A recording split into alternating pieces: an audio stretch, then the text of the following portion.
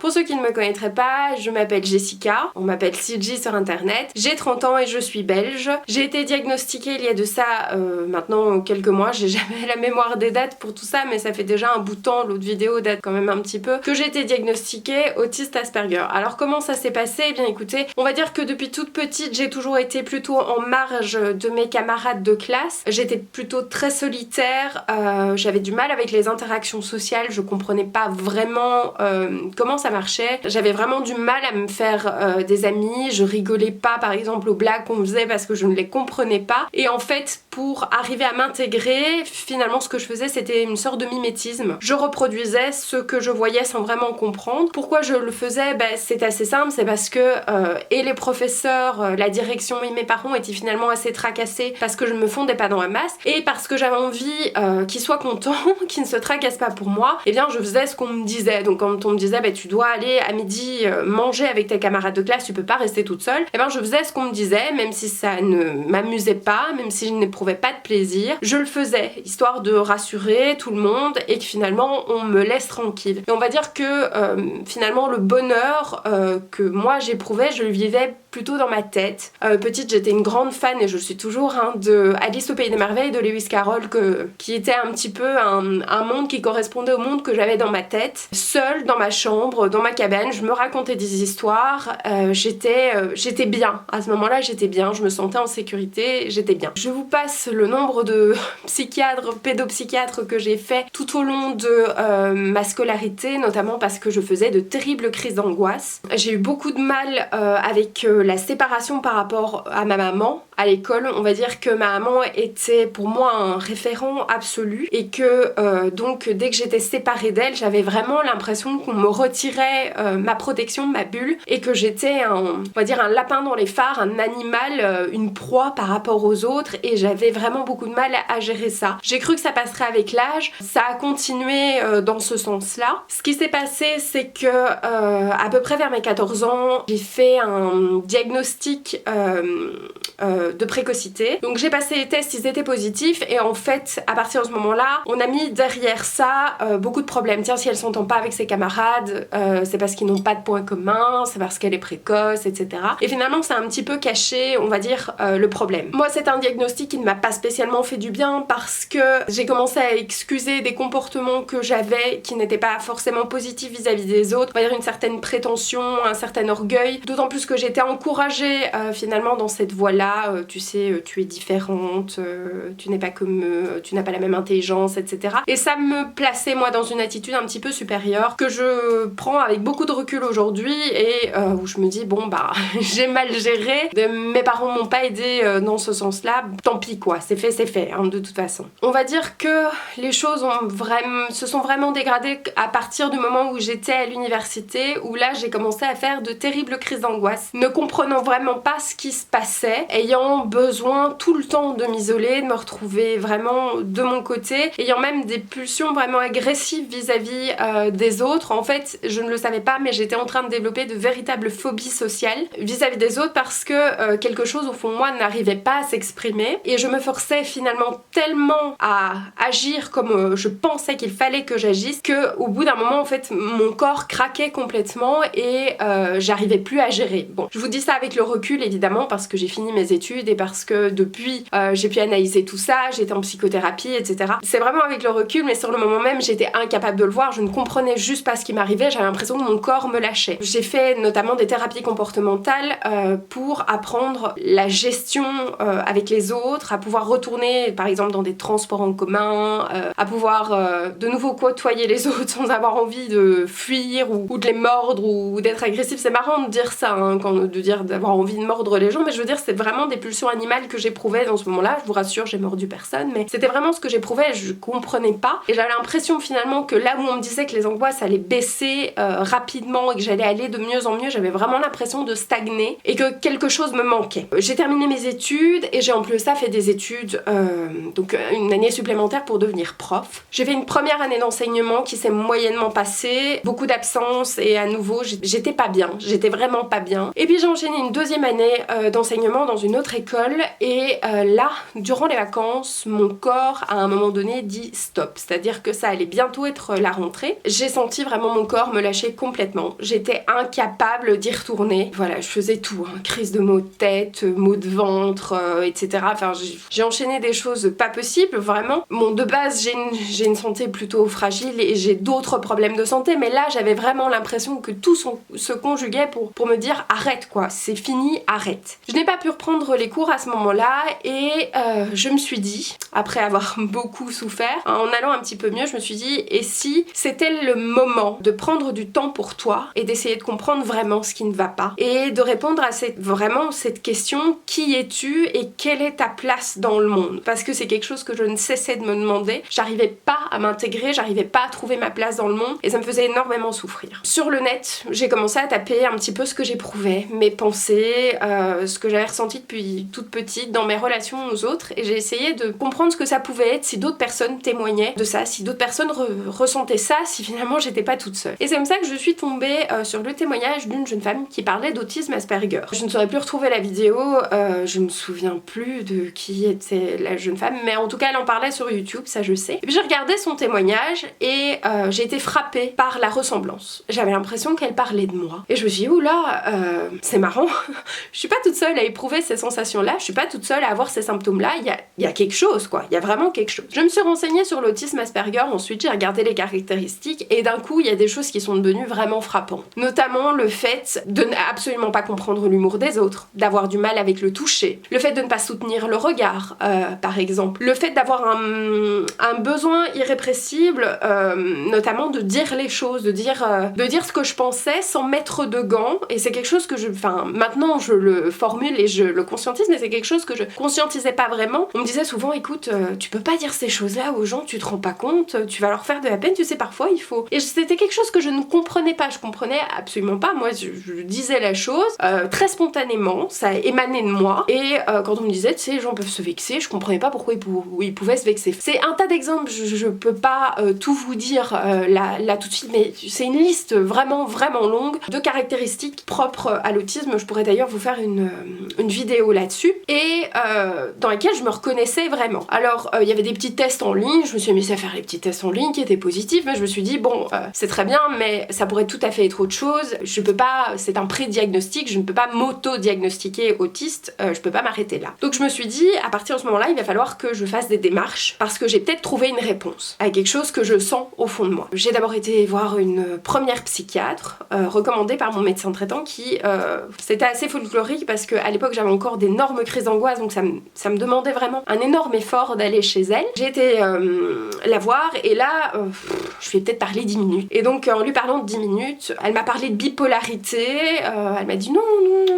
vous êtes bipolaire, oh, y a rien de très grave, je vais vous prescrire plein de médicaments et ça ira beaucoup mieux. Je lui avais pas confié grand chose, je lui avais pas dit grand chose, d'ailleurs j'avais beaucoup de mal à parler. En 10 minutes, elle m'avait posé ce diagnostic, je suis rentrée à la maison avec un sentiment de ne pas avoir été écoutée ni comprise. J'ai tapé sur internet pour voir ce qu'était la bipolarité et elle est peut-être médecin, mais je ne me reconnaissais absolument pas dans le caractère bipolaire. D'ailleurs, ça a été prouvé par la suite puisque j'ai fait des tests cliniques, un bilan clinique qui dit bien par A plus B que je ne suis pas bipolaire. Et donc je me suis dit, de toute façon je ne suis pas en confiance avec cette personne-là, je ne peux pas parler avec elle, donc ça n'ira pas plus loin. J'ai commencé à voir un neuropsychiatre, chef de clinique, enfin quelqu'un de spécialisé, quelqu'un d'important, que j'ai été voir quelques fois pour lui parler, pour lui raconter mon histoire, chose qui n'était pas évidente pour moi, parce que j'étais mal à l'aise, parce que j'étais pas bien surtout. Et en parallèle, j'ai passé des tests, comme je vous disais, des tests cliniques avec un psychothérapeute clinicien qui m'a fait passer un tas de tests,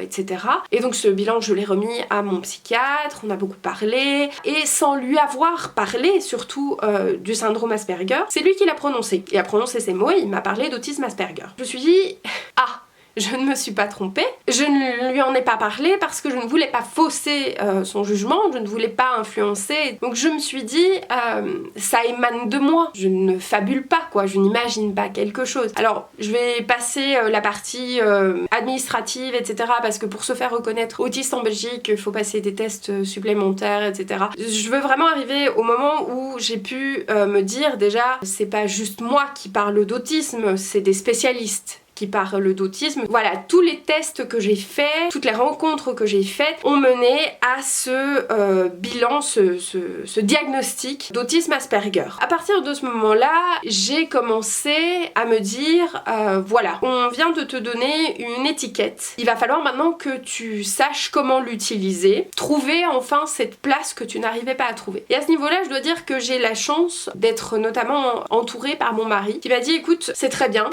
tu es autiste, j'en prends votre note, je comprends bien, mais sache une chose, pour moi tu n'es pas différente des autres et tu ne vas pas pouvoir te cacher derrière ce diagnostic. Ça ne t'empêche pas de te comporter bien avec les autres, ça ne t'empêche pas de prendre soin des autres. Va falloir que tu t'y fasses, je te traiterai comme n'importe qui. Si au début j'ai pris ça pour quelque chose de très rude vis-à-vis de moi, je me suis rendu compte surtout que c'était la meilleure façon de me faire progresser. Parce que au départ je me suis dit, attends, tu dis ça mais tu vois bien toutes les difficultés que j'ai, moi si je me comporte de telle façon c'est parce que je suis autiste, si je fais ci c'est parce que je suis autiste, etc. Et je me suis rendu compte que j'étais en train de me trouver un maximum d'excuses et que j'étais peut-être autiste et que le spectre autistique est large, que j'avais une forme d'autisme qui est l'autisme Asperger, que j'avais en plus de ça la chance de ne pas avoir de retard mental mais d'avoir l'inverse, et que donc si on prenait le temps de m'expliquer les choses, j'étais tout à fait capable de comprendre. Et l'empathie que je n'éprouvais pas au début, j'étais capable de la conscientiser. Donc il y a vraiment eu tout un travail d'explication et il a été vraiment très très patient pour ça, mon mari. Chaque fois qu'on a eu des disputes, des problèmes de compréhension, etc., il a toujours pris le temps de m'expliquer. Et à chaque fois, il reprenait avec d'autres mots, etc. Et avec de la patience, j'ai commencé à comprendre des choses. Alors au début, j'ai compris de manière très intellectuelle, sans éprouver les choses. Et petit à petit, je trouve à présent que j'éprouve une certaine forme d'empathie, que je ne peux plus dire que je n'ai pas d'empathie pour les gens, ce n'est pas vrai. Elle est certainement différente de l'empathie que d'autres peuvent éprouver, mais il n'empêche que j'arrive maintenant à comprendre et que j'arrive à me mettre à la place de l'autre. Et ça change beaucoup de choses.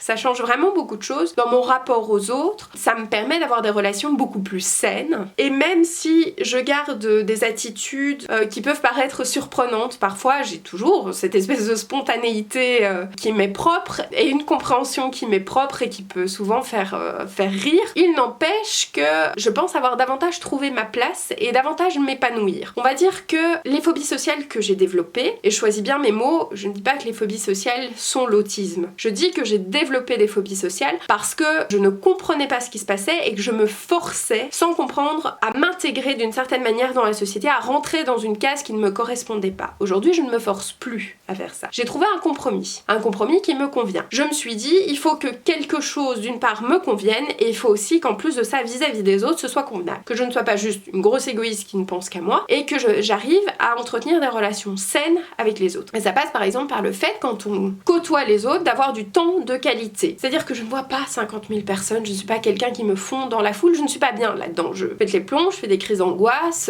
Par contre, quand je côtoie des gens, c'est en petit comité, par exemple. Ça me donne, moi, l'occasion d'être dans un environnement beaucoup plus confortable. Déjà, il y a moins de bruit. Je me sens beaucoup moins oppressée. Je peux facilement m'éclipser si j'en ai besoin. Tout le monde me parle calmement. D'ailleurs, mon entourage est tout courant, évidemment, que je suis autiste. C'est pas quelque chose dont on parle, hein. On me dit pas à chaque fois, ah oui, elle est autiste. Non, c'est quelque chose qui se sait et c'est pas grave. On sait ce que je suis, comment je suis. Tout le monde se traite avec respect et ça se passe bien. Et j'éprouve un certain plaisir, du coup, dans cette relation de qualité. Tout ce qui touche à l'environnement du travail, etc. Là aussi, il y a moyen de trouver un compromis. C'est certain que me retrouver dans un auditoire face à 3000 élèves, par exemple, c'est absolument pas pour moi. Mais par contre, dans mon travail sur YouTube, où je peux communiquer avec les gens, d'une part derrière mon ordinateur, à travers la caméra, dans mes vidéos, etc., sur mon blog, j'exprime d'une part une créativité qui est à l'intérieur de moi et qui a vraiment besoin de sortir. Et d'autre part, je suis un petit peu mon chef d'entreprise. Je gère moi-même les choses à mon rythme comme je le sens et je ne me sens pas prise à la gorge ni rien. Et je vous dis, d'une part, rentrer quelque part dans le système et dans les conventions tout en se respectant. Chose que je ne faisais absolument pas avant et que j'arrive à faire aujourd'hui. Et donc, je peux dire aujourd'hui que je suis épanouie, vraiment épanouie, que je ne cesse de l'être davantage et que je me sens de plus en plus normale, de plus en plus comme les autres, et que finalement l'autisme aujourd'hui n'est plus qu'une caractéristique, une facette parmi tant d'autres. Alors je ne dis pas que mon chemin sera forcément le chemin de tout le monde, parce que je le dis encore une fois, le spectre autistique est vaste et n'a cessé de s'accroître, et on n'est pas tous au même niveau, évidemment. Par exemple,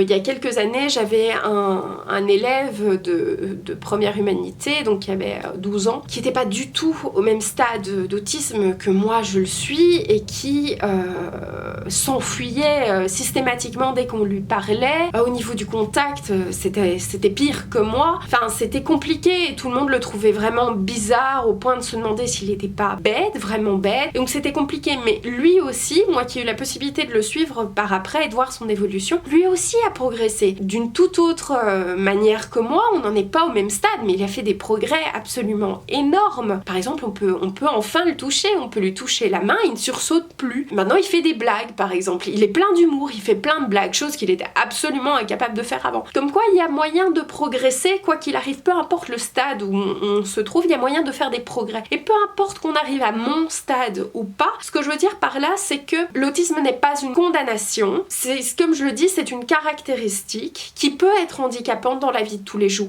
ou pas. Certains le vivent de manière très épanouie, et c'est tant mieux pour eux. D'autres, au contraire, le vivent de manière beaucoup plus compliquée, beaucoup plus désagréable. Mais il n'empêche que je pense qu'on peut rendre ça plus facile à vivre. Je ne sais pas si on peut dire qu'on peut en faire un atout, mais en tout cas, on peut faire en sorte que ce ne soit pas un handicap dans la vie de tous les jours. Moi, je n'ai jamais vu l'autisme comme une maladie à soigner, parce que j'ai déjà entendu de tout, hein, faut prendre des médicaments, faut faire ci, faut faire ça. Non, c'est une manière de fonctionner. L'autisme n'est rien d'autre qu'une manière de fonctionner. Cette manière de fonctionner, tout comme chaque manière de fonctionner, peut s'adapter dans une certaine mesure et faire en sorte qu'elle ne fasse ni de mal aux autres, ni à soi-même. Tout comme les autres, en nous côtoyant, apprennent des choses, nous, en côtoyant les autres, eh bien on apprend des choses aussi, et c'est enrichissant pour tout le monde. Et je pense que c'est ce qui fait qu'aujourd'hui, je parviens à être épanouie. Et si au début, j'étais plutôt pessimiste par rapport à tout ça, et je ne savais pas comment l'appréhender, aujourd'hui, je ne suis pas fière d'être autiste, je ne m'en vante pas, et je n'ai pas de revendication. Je le suis, tout comme je suis rousse, tout comme j'ai des yeux verts, voilà. Je n'ai pas de honte à en parler, je n'ai pas peur qu'on me juge. On me jugera sur toute ma personne et sur tout ce que je renvoie, plutôt que juste sur un terme. Et la personne qui s'arrête à un terme, à une étiquette, eh bien c'est que cette personne, on a peut-être juste pas grand chose à se dire. Voilà, ça va pas plus loin que ça. Donc c'est ce que je voulais vous dire